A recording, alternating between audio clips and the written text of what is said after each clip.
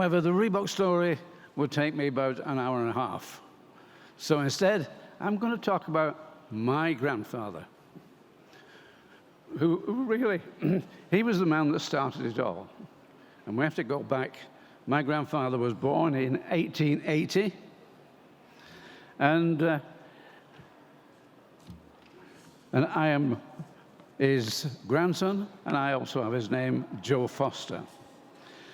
So we started in 1958, we started Reebok. Well, my grandfather, he started his business in 1895. He was born in 1880 on the 18th of May. By the time he was 15, he'd made his first pair of shoes. Okay. Now, when we started our business in 1958, both Jeff and myself, we had no idea what my grandfather had done. Because in those days, if you can imagine going back to 1900, not many things were on. We didn't have computers. He didn't have anything like that. The only thing they had was newspapers. So what he achieved, if he was here today, would be incredible.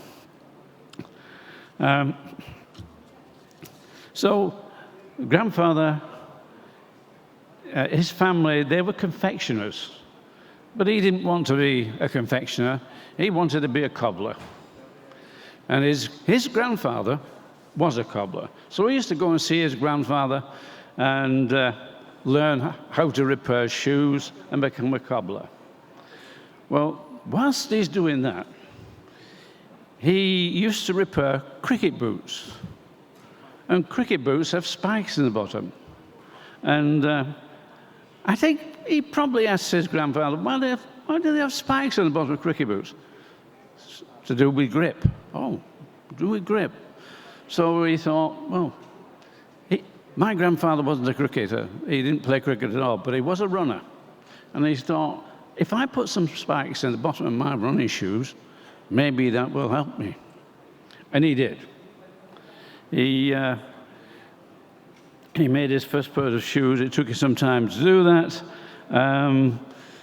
I think the first pairs fell apart, but eventually he got it right. And now he's credited with inventing the spike running shoe, which is brilliant. So that's where he started.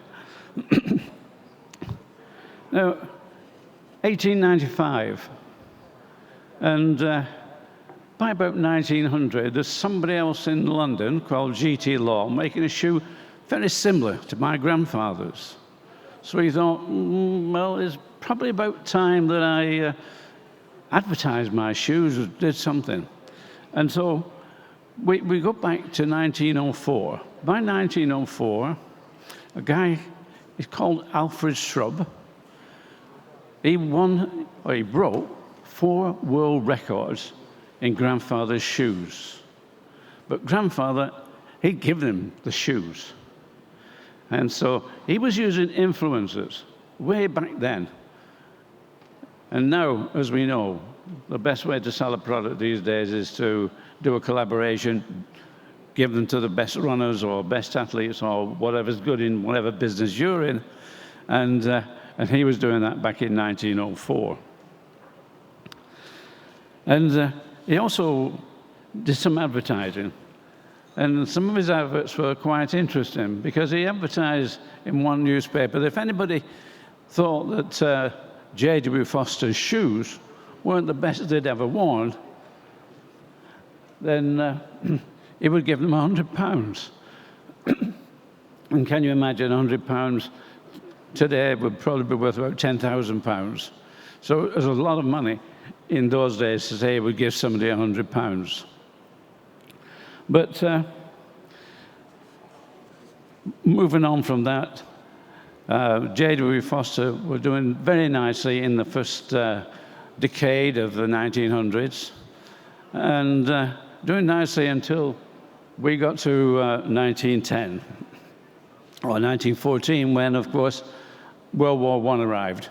And during World War I, they stopped making running shoes and started repairing army boots. And there's a story that my father used to say, that he had to He was a youngster then, probably 7 or 8 years old. And he had to wash off the Flanders mud from the boots before they could repair them. And probably a little dramatic. It was sort of, he started, the water became more red than mud-colored. But that was in those early days. We have some of his shoes, of course, which, as you can see, the price is quite cheap, 16 shillings, that's less than £1. So that £100 would have been a lot of money in those days. But when we, moving on from that, the First World War, it ended in 1918, and Foster's got back again to making shoes.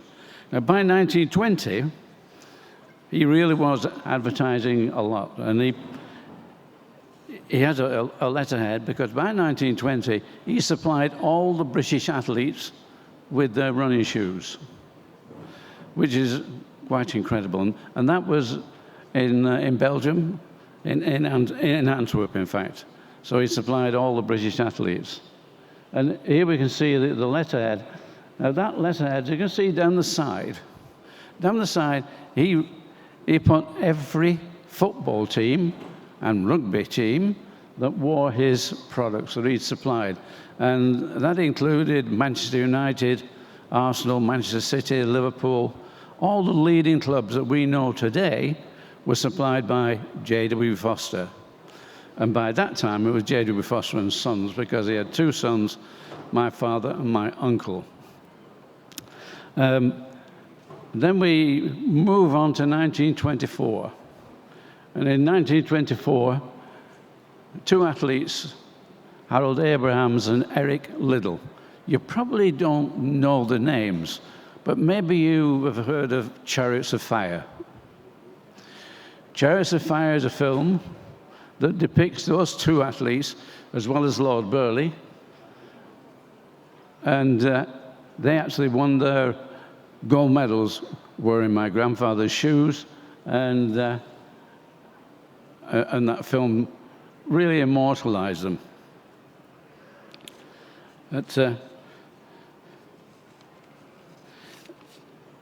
And after that, where are we up to? The Chariots of Fire.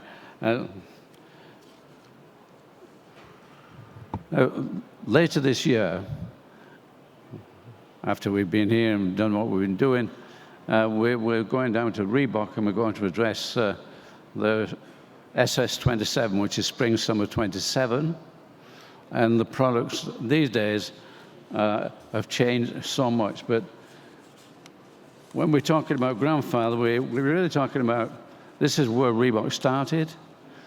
That was the beginning.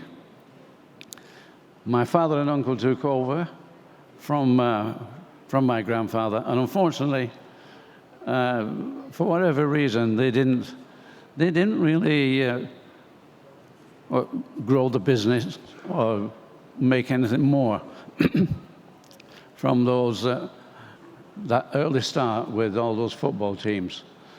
But now, what happened is that Reebok was sold to Adidas, and Adidas took Reebok out of the performance area. And now, let's say we're going in spring-summer. SS27 will actually be showing new product, and Reebok are going back again into the performance area.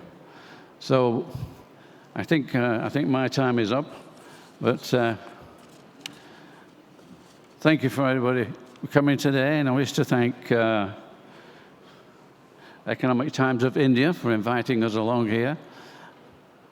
And thank you if anybody attended yesterday's